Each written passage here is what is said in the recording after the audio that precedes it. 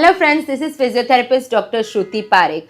આજનો આપણો વિડીયો છે એ મમ્મીઓ માટે જે ઘૂંટણ દુખવાની ફરિયાદો કરે છે પણ ડૉક્ટર પાસે જવાની ના પાડે છે.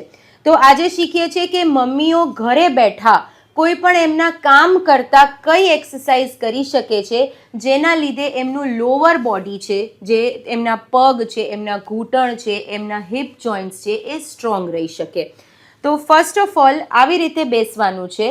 આવી રીતે શાક સમારતા હોય, ટીવી જોતા હોય, કોઈ બીજું કામ કરતા હોય એ વખતે પોતાના ટોઝને એટલે કે પગની આંગળીઓને અને કાવ્સને આવી રીતે પંપ કરવાના છે.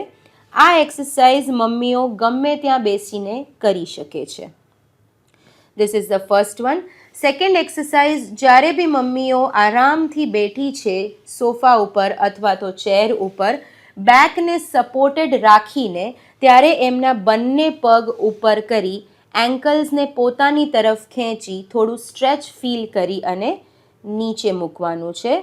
આ એક્સરસાઇઝ એમની થાઇઝની માંસપેશીને સ્ટ્રોંગ કરવા માટે છે અને આ એક્સરસાઇઝ બી ગમે ત્યાં કરી શકાય છે. સિમિલરલી હિપ જોઇન્ટ્સની મોબિલિટી માટે સીટેડ માર્ચિંગ પરફોર્મ કરવાનું છે. આ એક્સરસાઇઝ બી એમના હાઉસ હોલ્ડ ચોર્સ દરમિયાન એ ગમે ત્યારે કરી શકે છે.